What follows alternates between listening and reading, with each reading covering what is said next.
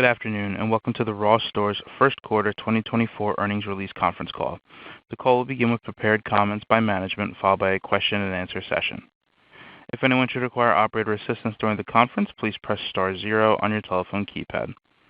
Before we get started, on behalf of ROST Stores, I would like to note that the comments made on this call will contain forward-looking statements regarding expectations about future growth and financial results, including sales and earnings forecasts, new store openings, and other matters that are based on the company's current forecast of aspects of its future business. These forward-looking statements are subject to risks and uncertainties that could cause actual results to differ materially from historical performance or current expectations. Risk factors are included in today's press release and the company's fiscal 2023 Form 10-K and fiscal 2024 Form 8-Ks on file with the SEC. And now I'd like to turn the call over to Barbara Rentler, Chief Executive Officer. Good afternoon. Joining me on our call today are Michael Hartshorn, Group President, Chief Operating Officer, Adam Orvos, Executive Vice President and Chief Financial Officer, and Connie Kao, Group Vice President, Investor Relations. We'll begin our call today with a review of our first quarter 2024 results, followed by our outlook for the second quarter and fiscal year. Afterwards, we'll be happy to respond to any questions you may have. As noted in today's press release, though we had hoped to do better, first quarter sales were still in line with our guidance, despite macroeconomic headwinds that continued to pressure our customers' discretionary spending. Earnings results for the period were better than expected, primarily due to lower expenses relative to our plan. Total sales grew 8% to $4.9 billion, up from $4.5 billion last year, while comparable store sales rose 3%. Earnings per share were $1.46 on net earnings of $488 million for the 13 weeks ended May 4, 2024. These results compared to earnings per share of $1.09 on net income of $371 million for the 13 weeks ended April 29, 2023. Accessories and children's were the strongest merchandise areas during the quarter, while California and the Pac Northwest were the top-performing regions. dd's DISCOUNT sales trends in the first quarter were ahead of ROST as shoppers responded favorably to its improved value offerings.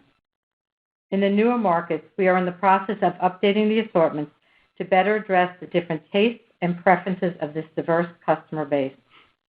We will continue to make ongoing adjustments over time to better position dd's for the future.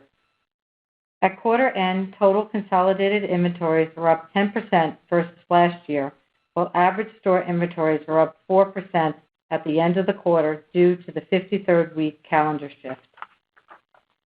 Packaway merchandise represented 41% of total inventories versus 42% last year. Turning to store growth, we opened 11 new ROST and 7 dd's DISCOUNT locations in the first quarter.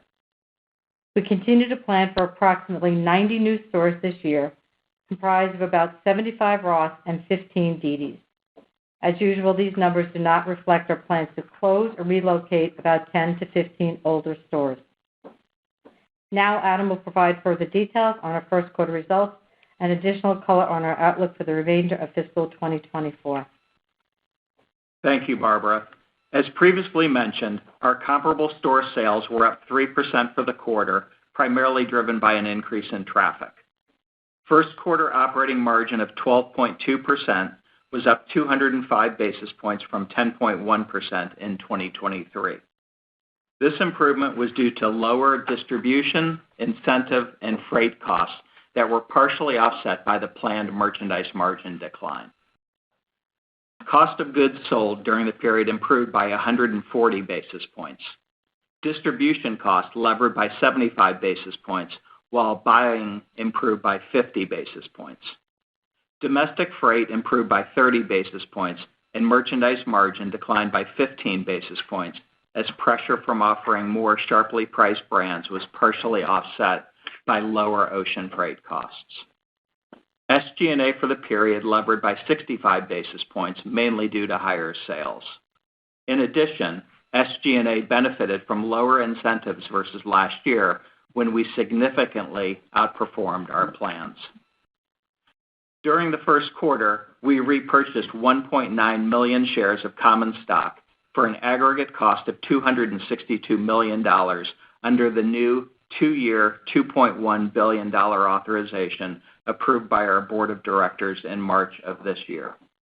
We remain on track to buy back a total of $1.05 billion in stock during 2024.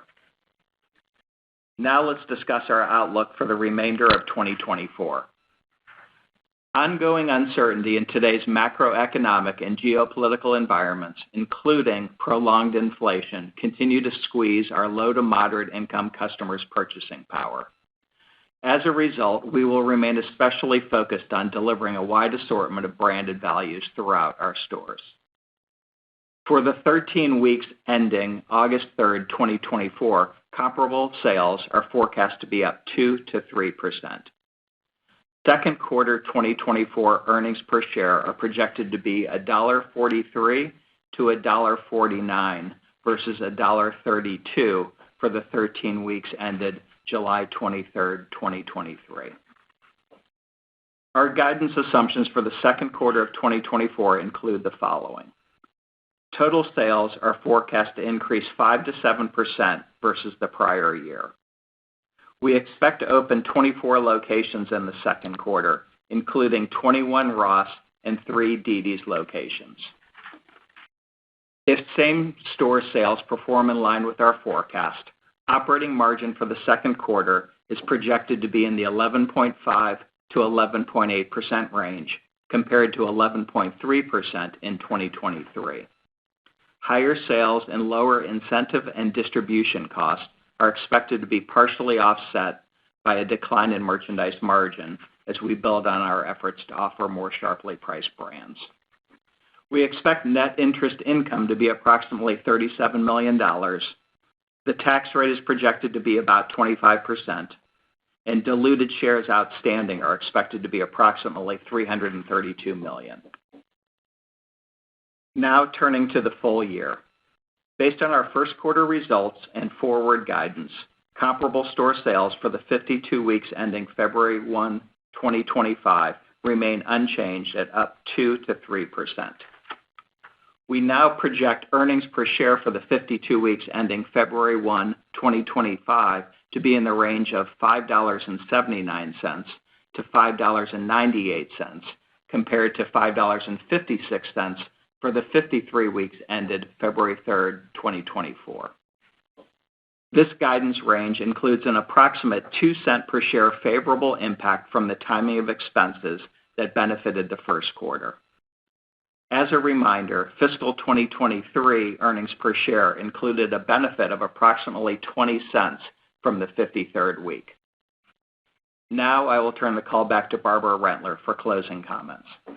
Thank you, Adam.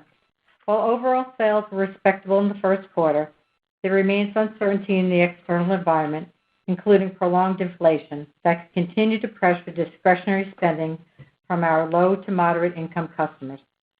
As a result, it's more important than ever that we remain focused on delivering the best branded values that we can possibly offer. In addition, we'll continue to manage inventory expenses tightly in order to maximize sales and earnings growth over the balance of the year. At this point, we'd like to open up the call and respond to any questions you may have. Thank you. We will now be conducting a question and answer session. If you would like to ask a question, please press star 1 on your telephone keypad. A confirmation tone will indicate that your line is in the queue. You may press star 2 if you would like to remove a question from the queue. For participants using speaker equipment, it may be necessary to pick up your handset before pressing the star keys. One moment, please, while we poll for questions. And the first question comes from the line of Lorraine Hutchinson with Bank of America. Please proceed with your question. Thank you. Good afternoon. Barbara, I wanted to follow up on the efforts to offer more sharply priced products to your customers. Were you pleased with the initial results in the first quarter? Do you think it led to market share gain? And what's the margin implication of your plans to build on this initiative? So let me start with just on the whole, our progress. You know, we feel like in the first quarter we made progress on our initiative. And so we're still at the early stages of it, but we feel like it's a good place to be. In terms of do we think we gained market share from that at this point, I don't really think we could determine whether we think that's the case. And in terms of, the sharply priced initiative, we feel like, well, Lorraine, just say that piece again so I make sure I answer that piece about sharply priced correctly. I just wanted to hear about the go-forward margin implication of your plans to build on the initiative. Sure. Yeah, Lorraine, this is Adam. I'll jump in on that. So higher quality branded merchandise will typically carry lower margins relative to lower quality, less recognizable brands. So, as we move through the year, this will be pressure throughout the year, but will be even more so in the back half of fiscal 2024, as we continue to make further progress on this, as Barbara talked about. Thank you. Clearly feel like long term this is the right thing for us to do to position us to capture market share going forward.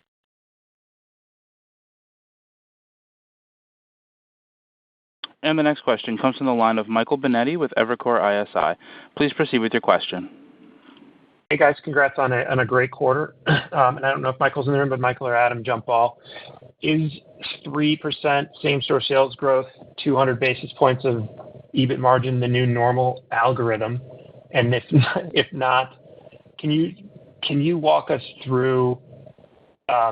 You mentioned lower expenses relative to plan. Can you just help us think about the puts and takes on gross margin and SG&A for the rest of the year? I'm assuming we're not levering 200 basis points on 3 going forward. So maybe just help us understand within the context of the 2 to 3 guidance what phase that was so helpful in the quarter and what rolls off a little bit.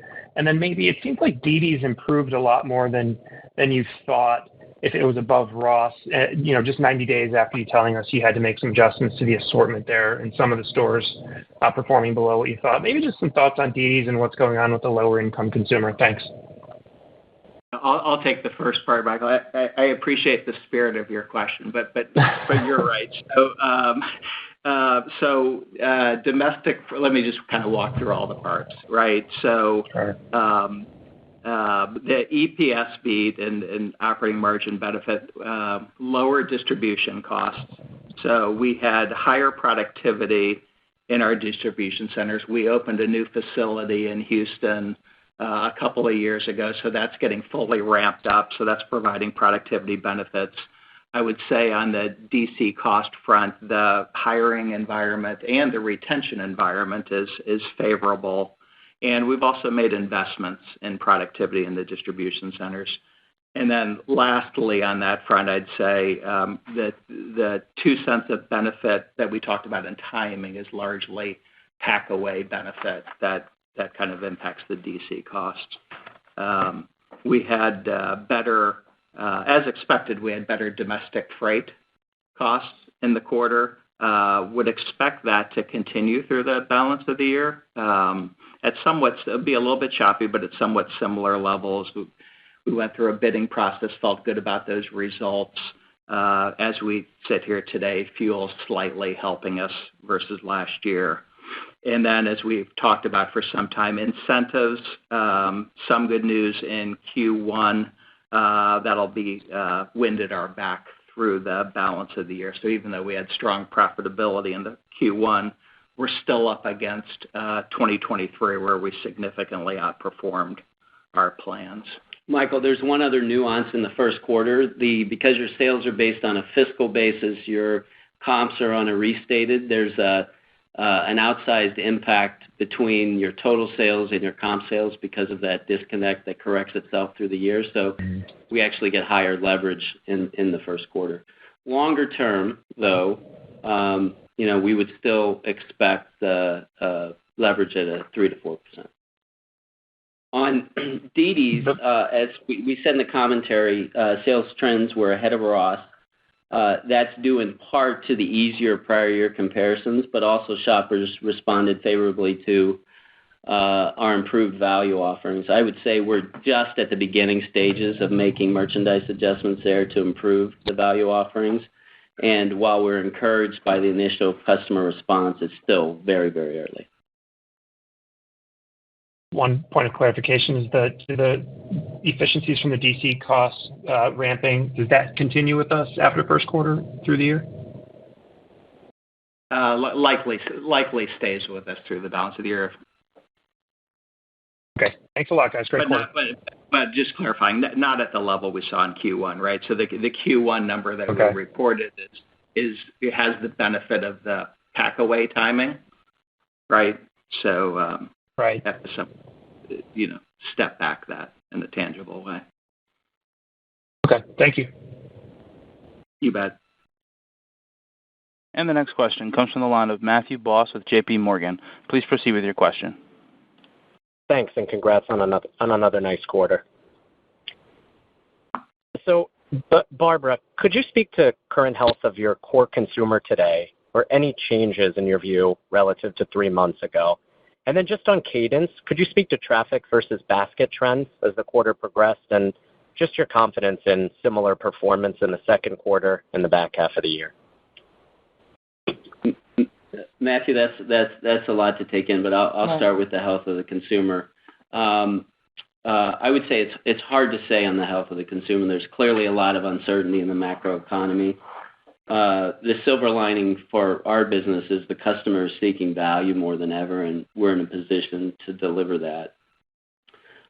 In terms of cadence, as you know, we typically do not get into what the monthly cadence is. I would say that the performance during the quarter was choppy throughout the quarter with weather, the Easter calendar shift, and tax refund timing.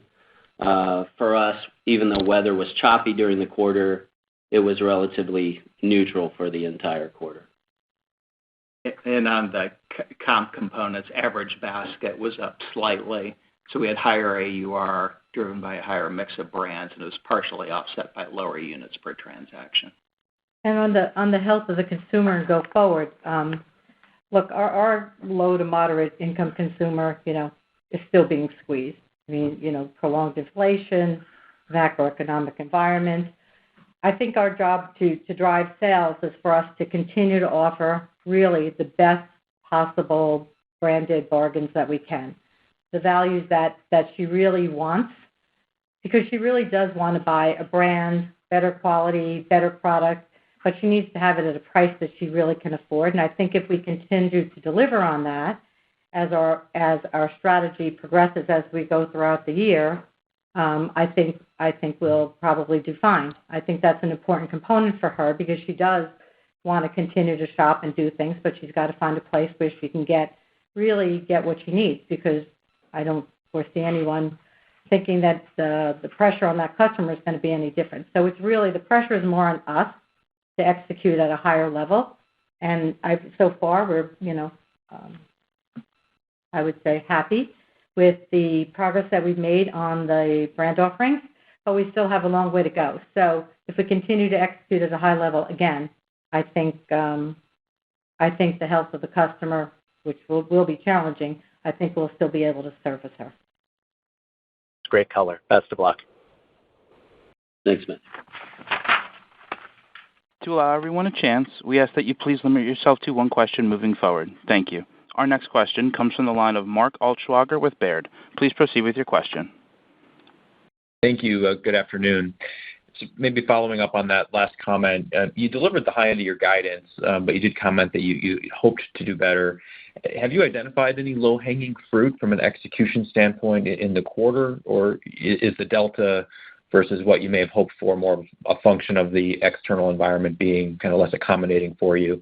And then separately, I was hoping you could speak to the current buying environment generally, availability across the good, better, best, and as you continue to lean into this value strategy, are the merchants finding any greater ability to offset the margin pressure than maybe you initially thought a few months ago? Thank you. Sure. In terms of the sales, our apparel business in Q1 did not perform below the chain. So as we go forward, if we continue to execute at a higher level and continue with our brand strategy, our apparel business as we go forward should improve as it historically improves as you get to quarters 2, 3, and 4. So, that's one piece of our business that in Q1 we were not as happy with, and recognize that we have more progress to make, more things to accomplish, and that's a focus for us. So in terms of everything wasn't perfect, I don't believe there's, I would call, low-hanging fruit. I think the whole thing of sales is really going to be about how we execute and how we make the strategic moves we want to make, because the strategies by business of where we are on the brand increases and the penetrations is not the same within the company. So some areas have more opportunity as we increase our brands, and some areas much further along in that strategy, because some of those strategies really started at the back end of 23, which is what drove a lot of our 23 business and gave us the courage to go forward and to expand on the strategy. So as we go along, we would think that would help to improve our sales. In terms of the buying environment, there's absolutely, there's merchandise availability as there usually is, and it's pretty broad-based. As usual, there are some businesses that have more availability than others. That's just the natural kind of ebb and flow of the entire scenario. And then just repeat the part about the value. What's the part about value? Part of your question? Yeah. Are the merchants finding any greater opportunity to kind of offset the margin pressure than maybe you thought a few months ago? Well, look, if the merchants are getting better deals, we're passing it along to the customer, because we really believe that, offering her good quality branded product at sharp prices is very important for us to be able to really satisfy the customer when she's really under, she's under pressure. So we would pass that along to the consumer. So that's really how we're thinking about it at this point. Makes a lot of sense. Best of luck. Thank you. And the next question comes from the line of Chuck Grom with Gordon Haskett. Please proceed with your question. Hey, thanks very much. Great quarter. I'm curious what you'd attribute the DD's outperformance to. Clearly a nice surprise today. And then just as a quick follow-up, any thoughts on the home category performance? Chuck, on DD's, as I said, part of the performance was against easier prior year comparisons in ROST, but we do believe that we've started making adjustments and the customer is responding. And I'll just repeat, we think we're at the very early stages of making the merchandise adjustments we need to make. So we'll see how it progresses through the year. At a high level, the merchants improved the value offerings that they had, whether it's different assortments, broader assortments, better quality, better products. So I think we've taken our first step forward there. And to Michael's point, we feel like there's room for us to improve. And if we continue to improve, even this low-income customer, if we can satisfy her, we should do fine. And in terms of the home category, home outperformed the company. So there are, puts and takes in the home business right now, some businesses that are stronger than others. And but overall, it outperformed, and we still see a lot of opportunity in our home business based on the size of it and the categories that we're in. But overall, there are some businesses that are softer than others. Thank you. And the next question comes from the line of Alex Stratton with Morgan Stanley. Please proceed with your question. Great. Thanks so much for taking the question. Maybe for Barbara, what KPIs are you focused on as you're assessing if some of these value initiatives are working or if they're worth rolling out more across the chain? Thanks a lot. The way we're thinking about this is we are actually building the margins the way we see them. We have a merchandise strategy. We've developed a value strategy by type of product, and we've just, then went in and figured out what the margins would be. So at this stage of the game, as you know, we've lowered our margins to be able to get those values on the floor to satisfy the customer and to gain market share. This whole thing is about us gaining market share. So at this point in time, our strategy is to pass along the values as we get them. And so I wouldn't say it's quite as rigid as, last year my margin was X and I've got it planted Y. It's not. It's a strategy we want to execute. And so we've put together, again, all the metrics based off of what we want, the products we want on the floor, the values we want on the floor, and so that we're satisfying the customer, because that is the game to market share. So right now it's built up bottom up. Thanks a lot. Good luck. And the next question comes from the line of Paul Lejuez with Citi. Please proceed with your question. Thank you. It's Tracy Kogan filling in for Paul. I just wanted to clarify, was anything within cost of goods meaningfully favorable to your plan, or was it primarily an SG&A beat? And then I know you mentioned that you expect lower margins on these more recognizable brands, but I'm wondering if you build in any benefit from having faster inventory turns or lower markdowns because these are brands that customers want. Thanks. Within cost of goods sold, Tracy, freight is included in our cost of goods sold, and we did see favorability. Yeah, and the DC costs. And in terms of what we've built in, because they're recognizable brands, they turn quickly, but quite frankly, we turn everything quickly. So, in terms of a benefit just purely out of turn, I don't see that as one of our levers in terms of markdowns. I think the markdowns will be reasonable based on the brands that they are, the values they are, the retails they are. And so, again, we have gone in and we built that bottom up. But we didn't go in and say that we have any expectation that certain things are going to turn at certain weeks of supply, because remember, we're in a process here, so we're learning, right? So as we're going and it's evolving and we're fine-tuning what we're doing, our expectation would be, yes, that our turns will continue to improve. But with that, we didn't build with a specific turn expectation. And again, the company turns everything very quickly, so our expectation on this would be a level set based off of what we think the customer will accept. Great, thank you. And the next question comes from the line of Adrienne Yih with Barclays. Please proceed with your question. Great. Thank you very much, and nice quarter. Barbara, my question is on the pack-away, the 41%, I believe it was this quarter. Typically, if I'm correct, that's typically short stay, I think. Can you comment on if you were being impacted by weather events, as was TJX, and then most frontline retailers also would be, are you seeing that short stay opportunity, and have you taken advantage of it to deploy in the second quarter, perhaps? Thank you. Adrienne, just on before the pack-away. Pack-away usually stays in the average is about 4 months. That said, you could obviously use it for short stay if you needed to. Okay. So in terms of you're asking, are there closeout opportunities out there based off of tough weather across the country and their vendors moved goods? I think some vendors are starting to move goods, and some vendors, depending upon what your cash flow looks like, are still holding on to those goods because of everything that you're saying. The weather was a little bit tougher across the country, and they don't really need to move those goods today.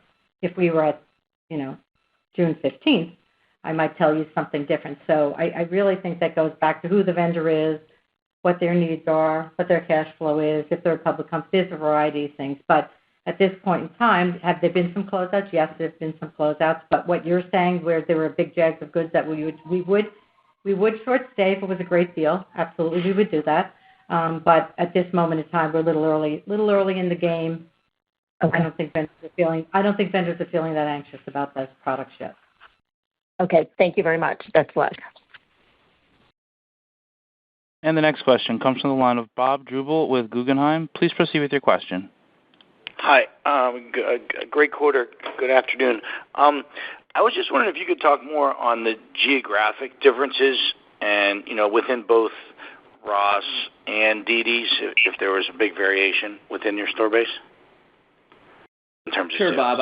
I would only talk on a consolidated basis, but as we said in the commentary, the geographic performance was strongest in California and the Pacific Northwest. Both of those are areas that were impacted by poor weather last year, so easier compare perhaps. For our other largest markets, Texas was above the chain, while Florida was just slightly below. Great. Thank you very much. And the next question comes from the line of Simeon Siegel with BMO Capital Markets. Please proceed with your question. Thanks. Hi, everyone. Afternoon. Just so recognizing the goal for the sharper prices, just what is the implied AUR embedded within the comp guides that you've given? And then just higher level, as you think about the challenges of the environment, but also perhaps the potential trade down into your business as you think about the market share, I guess, how do you assess prioritizing the assortment of sharply priced brands versus maybe some better brands that are a little bit higher priced but still great value to bring people in? Thank you. On AUR, I'd say we don't plan or focus on driving a specific price point. While it was up in the first quarter, our focus is on delivering the most compelling values possible, which, as we said, we believe will drive sales and market share gains. And in terms of the sharper prices, I just want to be clear: the sharper prices aren't necessarily just in the good. Sharper prices, I really should probably use words stronger values on the floor. So that's tiered up in each one of those tiers. It's not just we're looking for it's not an opening price point strategy. It's a value strategy. But the values, let's say we offered perhaps 4 in a type of product or one of those 3 buckets, we may have sharpened, so that the customer is getting an even better deal, an even better value. So that's really how we're thinking about the strategy. I probably shouldn't be using the word price because I think everyone's finding that a little bit confusing. But is that the answer to your question? Yeah, that makes a lot of sense. Thank you. That's good clarification. So do you see that as an opportunity for trade down for customers that you didn't otherwise have, not in your core, but in those that'll come lower, that'll trade down into you? I mean, I think that's hard for us to measure, but I think the more branded we get and the broader assortments we can offer, the more customers we'll get. Our purpose here is to gain market share, right? And so gaining market share, you would like to gain different customers. And so if we get more branded, have unbelievable values, and get broader in assortment, that I would imagine would be the combination we need to gain more market share. Perfect. Thanks a lot. Best of luck for the rest of the year. Thank you. And the next question comes from the line of Ike Boruchow with Wells Fargo. Please proceed with your question. Hi, everyone. This is Juliana on for Ike. Thank you for taking my questions. On DD specifically, given some improvements seen there, if perhaps that continues throughout the rest of the year, are there any thoughts on revising the real estate opportunity there, whether that's less closures or more openings? Thank you. It's a good question. I think right now, as you know, we slowed down growth specifically in the new markets. I think we'll have to see sustained trends before we re-accelerate growth in those newer markets. But if we see it, then we would do so. Great. Thank you. And the next question comes from the line of Brooke Roach with Goldman Sachs. Please proceed with your question. Good afternoon, and thank you for taking our question. Barbara, I wanted to follow up on your comments about the opportunity that you see to improve the execution of apparel. Do you believe that the performance of the category is a function of weather or fashion execution, or is this simply a function of being in the earlier stages of your sharper value price strategy versus other categories? Just curious how you're thinking about implementing that, especially given some other companies that have invested more heavily in price in the full price sector. Thank you. Sure. Look, we didn't think of weather as a major component. It's always part of the component. And in Q1, our business in apparel, historically has been very challenging. So we go into the quarter with a conservative plan, seeing how it works, and then chasing. That's what we've done for years. The early sharpening prices and in the assortment, our new strategy. I think we're at the beginning in apparel, particularly in a ladies' apparel. We're at the very early stages of that. So I think in terms of an opportunity to improve, I think it's there because I think the customer wants our apparel business has been challenging over the last few quarters, and the customer wants something different, and this is what she's voting on. And we can see, although particularly in ladies at the beginning of the journey, we can see what she's voting on and what we need to build on. So I think there are opportunities to improve. I think there's some things that are tangible. I don't think it will be an overnight thing in ladies. As we know, ladies is naturally a challenging business, but I feel like there's things that we can build on at this point. Great. Thanks so much. And the next question comes from the line of Dana Telsey with the Telsey Advisory Group. Please proceed with your question.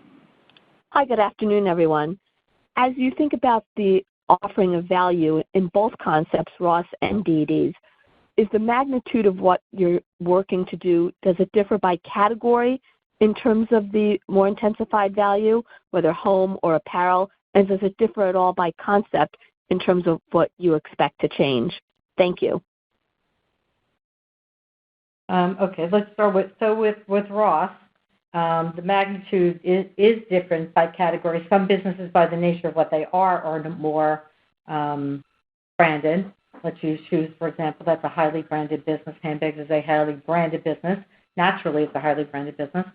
And then I think as we go into different categories, we've set different targets of what that looks like based off of what's in the outside world, the brand strategies of everyone else and what that looks like and what we think that percent should be for us. So that is built with a strategy of what we believe it should be. Now, I will tell you, as we're going through this, as you would expect and imagine, it evolves, right? So we learn, and the customer's telling us, and we're going to keep learning and keep evolving. And so some of these businesses will take longer to go on. But some of the businesses naturally are different. If we move over into the home bucket, as you know, there's certain parts of home that can be branded, and there's certain parts of home that are not branded. So housewares is a very branded business. Bed and bath can be very branded. If you go into room decor and furniture and things like that, then they're not necessarily branded. So again, we built the entire company strategy by business, in a good, better, best. What do we think it should look like? Where are we today? And where do we think we want to get to in our first pass until the customer votes and really tells us, in which case I'm sure that some things will accelerate more than what we originally expected, and maybe some things will be a little bit less than we originally expected. So that's kind of where we are on the ROST side. On the dd's side, the dd's customer, that assortment is not as branded as the ROST customer, but even in that assortment, you want to make sure that you're offering the customer different tiers. Their version of what might be best is a different tier than what's the best at ROST. But what is the stretch for that customer? And again, we want to make sure that the quality is good, the fashion's right, and the prices are sharp. So it's different. The thought process is similar, but it's not the same in terms of execution because the models are not the same, the brands are not the same, the customer is not exactly the same. But thinking through it, as you would think that the best bucket at dd's would not be as big as the best bucket at ROST could be.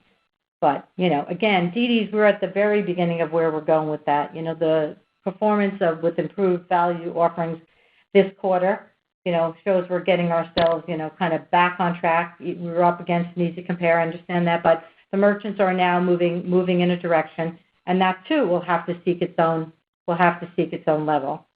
But the ROST side of the strategy is much more structured than on the dd's side, since we also have other work, consumer work that's gone on about other things we need to do in that assortment, more, broader in terms of satisfying some of her needs, more necessarily than on the tiering of good, better, best.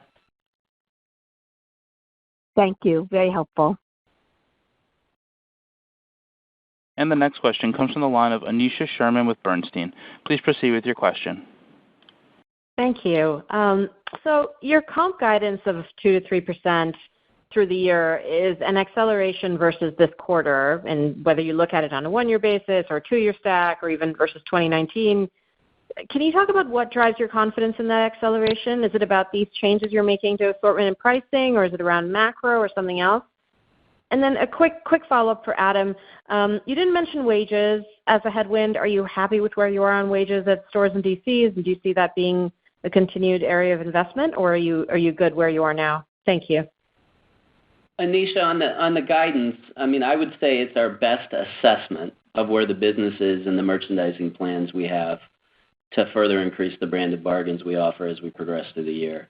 As you know, and as you look at the stack comps, we have for many years now had stronger comps beyond the first quarter. So we believe we plan the business appropriately based on what we know.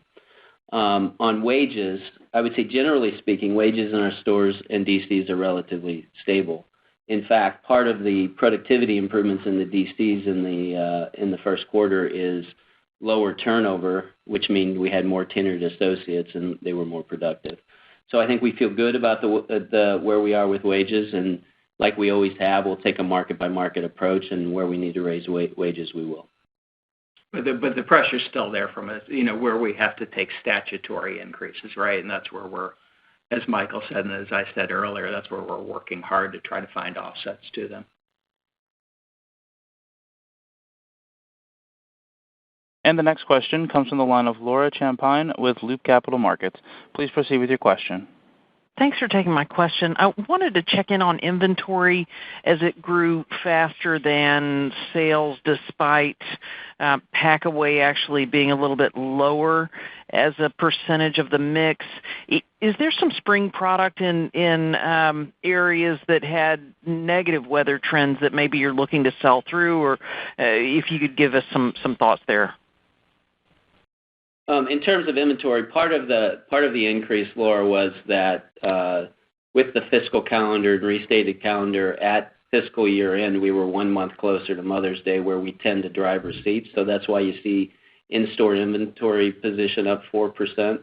I'd say the other factor is we do have more goods in transit. Part of that is due to the Suez Canal, and we're going around the Horn of Africa, so that creates a little bit more of in-transit inventory coming into the country.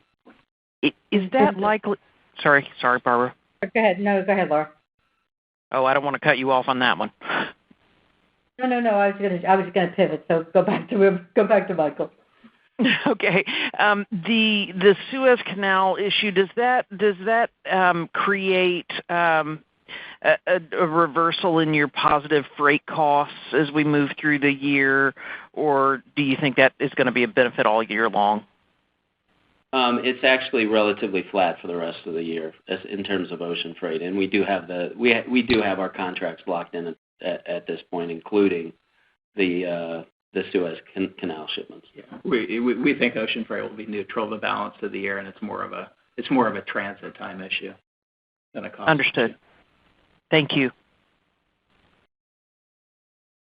And our next question comes from the line of Marni Shapiro with Retail Tracker. Please proceed with your question. Hey guys, just a nice quarter with traffic up again, and I'm curious if there's anything you could point to that's driving the increases in traffic. And also, I've noticed you guys that ROST stores in general has been a little bit more active on social media. You are showing, or maybe you're just showing up in all my feeds. You're showing up on my For You page and TikTok actually. So I was curious, just are the two things related potentially? Are you getting a younger shopper coming in? If you could just talk a little bit about that. Marni, we're just showing up in your feeds. Our marketing strategy has stayed fairly consistent. We have, like everybody else over the years, have shifted more of our media to digital from broadcast, and maybe that's what you're seeing because we have more of our marketing in digital channels. Maybe the fact that I'm talking about you, my phone is listening to me. But are you seeing younger shoppers come into the store, and are you getting new shoppers into the stores? I would say we've always done well with the younger customer, and we continue to do well with the younger customer. When we look at the performance, say Q4 and Q1, it's been fairly broad-based across trade area demographics. And that includes income. So from an income standpoint, it's hard to pinpoint whether there's increasingly a trade-down customer. But what it does say is we're attracting a very broad customer base, which is good for us. Fantastic. Best of luck for the next quarter. Thanks, guys. And the next question comes from the line of John Kernan from TD Cowen. Please proceed with your question. Hi, this is Alex on for John. Thanks for taking our question. So I had one on gross margin. So how should we think about the quarterly sequencing of gross margin through fiscal 24 and any puts and takes there? And then also related to that, it looks like you guys are still running a little below your pre-COVID gross margin run rate of 28%-29%. Is that just due to the focus on sharper values, or is there anything else that we should be thinking about there? Thank you. Yeah, Alex. So again, domestic freight, it was favorable in Q1, expected to be favorable the balance of the year, assuming fuel stays where it is. We talked about distribution cost, feel good about productivity levels, the hiring environment, would expect that to continue the balance of the year. Merchandise margin is probably the big call-out that we were below last year in Q1 and expect that to get to be further below last year as we move through the quarter, as we get farther into the branded strategy that Barbara spoke of. I think back to I guess your pre-COVID question, still bullish on our ability to drive leverage. So again, anywhere between a 3% and a 4% comp, we believe we'll have operating margin leverage. It'll take, to get back to pre-COVID levels, it'll take outsized comp sales growth. That's the most important variable. And I think that kind of the biggest variables are where are fuel prices over time, and assuming that wages continue to stabilize. The biggest differences, though, in gross margin between COVID, pre-COVID levels are freight costs that spiked during COVID. They're still pretty sticky with driver wages, but we made progress last year. We're going to make progress again. And then the other big factors in our distribution center with wages, and you see that at least in the first quarter we had good productivity gains. So both of those we believe we can track back over time, again, depending on the macroeconomy when it comes to fuel prices on freight. That's very helpful. Thank you. There are no further questions at this time. I would like to turn the floor back over to Barbara Rentler for any closing comments. Thank you for joining us today and for your interest in Ross Stores. And ladies and gentlemen, this does conclude today's teleconference. You may disconnect your lines at this time. Thank you for your participation.